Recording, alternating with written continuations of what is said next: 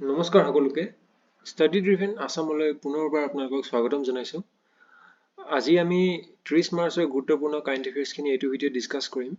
যিহেতু আপোনালোকে জানে আমাৰ ষ্টাডি ড্ৰিভেন আসাম চেনেলটোত ডেইলি কাৰেণ্ট এফেয়াৰ্ছৰ এটা ভিডিঅ' আপলোড কৰা হয় আৰু এই কাৰেণ্ট এফেয়াৰ্ছৰ ভিডিঅ'টোত আমি দিনটোৰ গোটেইখিনি গুৰুত্বপূৰ্ণ কাৰেণ্ট এফেয়াৰ্ছ ডিছকাছ কৰোঁ যাতে আপোনালোকৰ যিকোনো ধৰণৰ কম্পিটিটিভ এক্সামিনেশ্যনত কাৰেণ্ট এফেয়াৰ্ছ ছেকশ্যনটোত একো ধৰণৰ অসুবিধা নহয়। আৰু আপোনালোকে নিশ্চয় জানে যে কাৰেণ্ট এফেয়াৰ্ছটো কিমান এটা গুৰুত্বপূৰ্ণ পাৰ্ট হয় যিকোনো ধৰণৰ কম্পিটিটিভ এক্সামিনেশ্যনৰ কাৰণে। ইয়াৰ লগতে কেৱল কাৰেণ্ট এফেয়াৰ্ছ বুলিয়ে নহয়, আপোনালোকৰ ডে টু ডে পাৰ্চনেলি ডেভেলপমেণ্টৰ ক্ষেত্ৰতে হওক বা ডে টু ডে নলেজ গেডাৰিঙৰ ক্ষেত্ৰতে হওক, এই কাৰেণ্ট এফেয়াৰ্ছ শ্ব'টোৱে আপোনালোকক বহুতখিনি লাভ কৰিব। ঠিক আছে, তেন্তে আমি পলম নকৰি আজিৰ ছেশ্যনটো ষ্টাৰ্ট কৰোঁ। আজিৰ প্ৰথম নিউজটো হৈছে recently Delhi high court notify norms to make movies accessible to disabled person। ঠিক আছে, ৰিচেণ্টলি দিল্লী হাইকোৰ্টে এখন নৰ্ম জাৰি কৰিছে। তাত কিহৰ ওপৰত জাৰি কৰিছে, যিসকল ডিচেবল পাৰ্চন তেখেতলোকৰ কাৰণে তেখেতলোকে যাতে চিনেমা চাব পাৰে, মুভি চাব পাৰে, তাৰ ওপৰত এখন নৰ্ম কি কৰিছে দিল্লী হাইকোৰ্টে দাখিল কৰিছে। এই ডিচেবল পাৰ্চনসকলে পাৰ্চনসকলৰ যি ৰাইটছ, সেই ৰাইটছৰ ওপৰত এখন এক্ট আহিছিলে। সেই এক্টখনৰ নাম হৈছে rights of person with ডিচেবিলিটিজ act 2016। ঠিক আছে, এই এক্টখন মনত ৰাখিব। এই এক্টখনৰ ওপৰত আপোনালোকক কুৱেশ্যন সুধিব পাৰে। ঠিক আছে, next H5N1 bird flu. Recently আমাৰ দেশত এই H5N1 বাৰ্ড ফ্লুটো খুবেই হোৱা দেখা গৈছে। এই H5N1 বাৰ্ড ফ্লুটো কি হয়?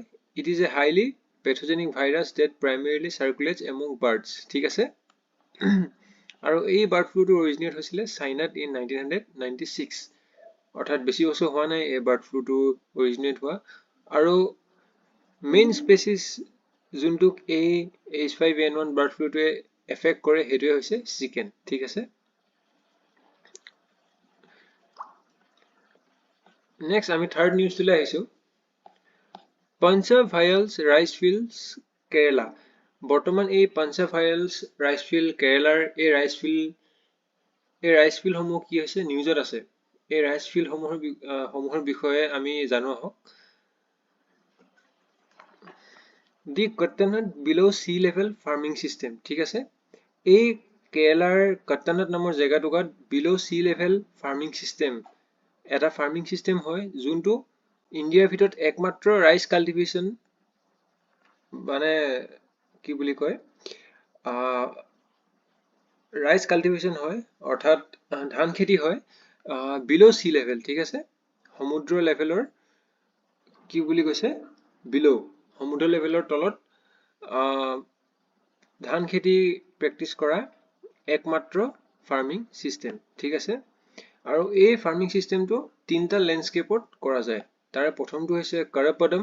কৰপদম মানে আপলেণ্ড ৰাইচ ফিল্ড। ঠিক আছে, কয়ল মানে হৈছে ৱেটলেণ্ড ৰাইচ ফিল্ড, য'ত পানীৰ তলতে কি কৰা হয়, ধান খেতি কৰা হয়। আৰু কাৰী মানে হৈছে land buried with black materials. ঠিক আছে, এইটো কি হ'ব লাগিছিলে।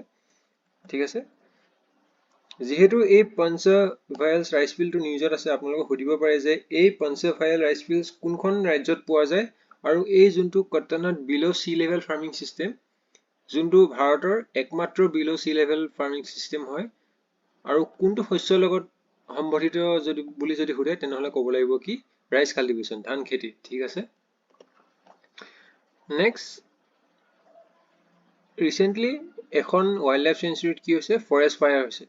সেইখনৰ নাম হৈছে ইট্ৰুনাগৰম ৱাইল্ড লাইফ চেঞ্চুৰী। ক'ত আছে, তেলেংগানা। যিহেতু এই ৱাইল্ড লাইফ চেঞ্চুৰীখন বৰ্তমান নিউজত আছে, গতিকে এইখনৰ বিষয়ে কাৰেণ্ট এফেয়াৰ্ছ ছেকশ্যনতে হওক বা জিকেতে হওক আপোনালোকৰ এক্সামত নিশ্চয় আহিব। এইখনৰ নাম হৈছে ইট্ৰুনাগৰম ৱাইল্ড লাইফ চেঞ্চুৰী, আৰু কোনখন ৰাজ্যত আছে, তেলেংগানা। এইখন ৱাইল্ড লাইফ ৰিজাৰ্ভ হিচাপে ডিক্লেয়াৰ কৰিছিলে 1953, আৰু এই ৱাইল্ড লাইফ চেঞ্চুৰীত এটা most ফেমাছ কি কৰা হয়, ফেষ্টিভেল পতা হয়, আৰু সেই ফেষ্টিভেলটোৰ নাম হৈছে চামাক্কা চাৰালামনা জাতাৰা ফেষ্টিভেল। ঠিক আছে, আপোনালোক সুধিব যে এই সামাক্কা সাৰালামনা যাত্ৰা ফেষ্টিভেলটো কোনখন ৱাইল্ড লাইফ চেঞ্চুৰীত চেলিব্ৰেট কৰা হয়? তেনেহ'লে আপোনালোকে ক'ব লাগিব ইটুনাগৰম ৱাইল্ড লাইফ চেঞ্চুৰী তেলেংগানা। বাকী কালি আপোনালোকক মই এটা প্ৰশ্ন সুধিছিলোঁ যে arm forces special powers act কোন চনত আহিছিলে?